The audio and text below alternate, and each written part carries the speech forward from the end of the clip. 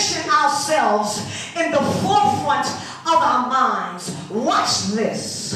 If I were to poll the congregation to ask, who might men say that you are?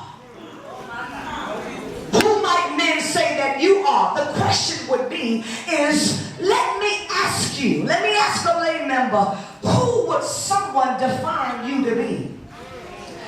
Let me make it plain on Thursday night if you were sitting at home at about 10 o'clock p.m. on Channel 4.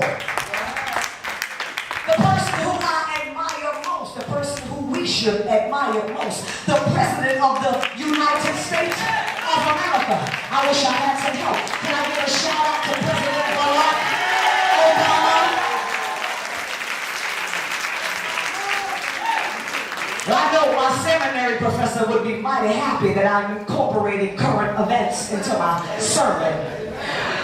Barack Obama literally captivated my attention for the 40 minutes in which he spoke. The very thing that really took me and shook me and arrested my attention was the comment that he made. Now, there were many, but there was one in particular that he made. He stated, I am no longer a candidate. Some of y'all must have missed it. Let me help you. He said, I'm no longer the candidate of the United States of America. I am the president of the United States of America. Look at your neighbor and say, neighbor, I stopped by to tell you today, I'm no longer the candidate. I am who God says I am. Is there anybody here?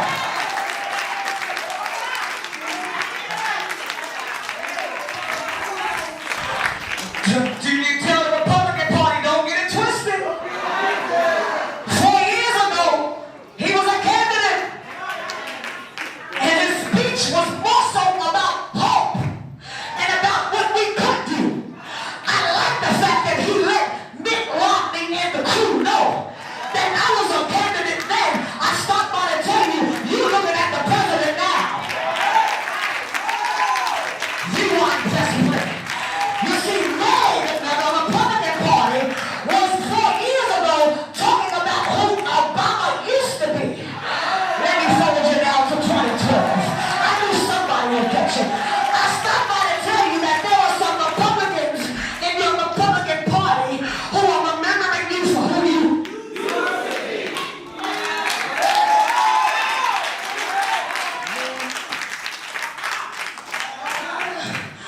Tell them I ain't no addict anymore.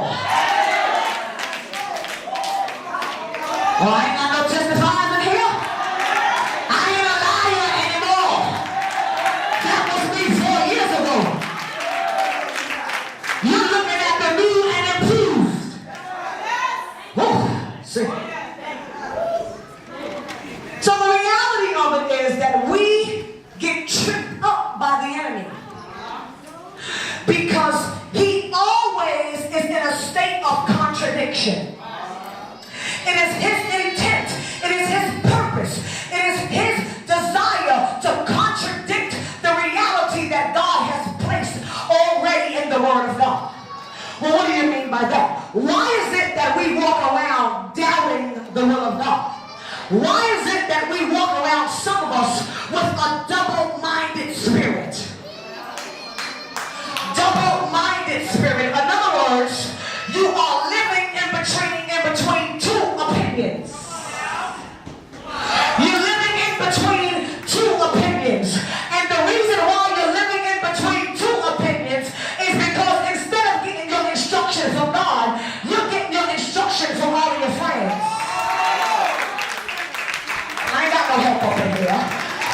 And every time you confirm, every time you invite somebody else into your situation, you begin to get confused. I wish I had some help up in here. You know you gotta make a decision, and instead of making a decision, you call in everybody in your phone to ask them, what do you think I should do about this? What do you think I should do about that? What do you think I should do? I don't know what to do. Double-minded. So the enemy has literally stolen your mind.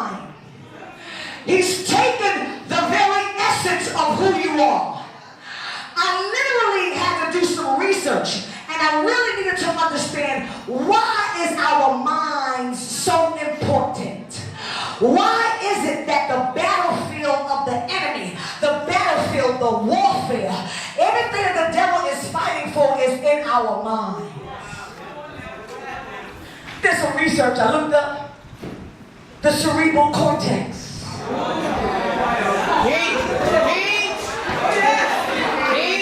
And I understand now that there are two hemispheres in your brain. There are two hemispheres divided apart from each other. They are not even supposed to touch. The cerebral cortex is made up of 4 different areas. Watch this. The